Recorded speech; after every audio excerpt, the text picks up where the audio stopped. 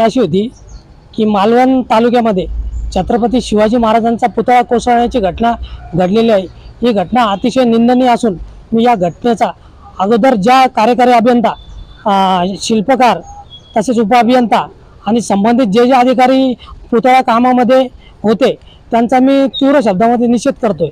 आणि पुतळा कोसळल्या प्रकरणी मी आत्ताच उपजिल्हाधिकारी किरोडकर साहेब यांना निवेदन देऊन मागणी केलेली आहे की अशा घटना या महाराष्ट्रामध्ये पुतळा कोसळण्याच्या पुन्हा घडू नये याकरिता महाराष्ट्र शासनाने काहीतरी उपाययोजना केल्या पाहिजे।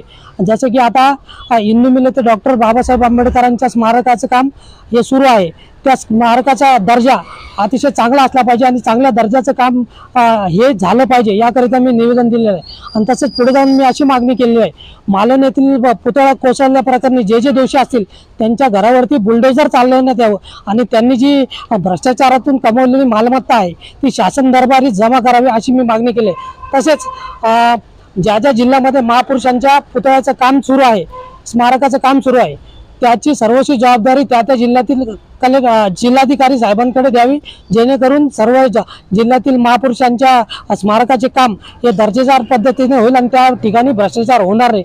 अशा विविध मागण्या घेऊन मी आज उपजिल्हाधिकारी यांना Republican party of India Sachin Kharat गटाच्या वतीने निवेदन दिले आहे। मी मनीष नरोडे, जिल्हाध्यक्ष।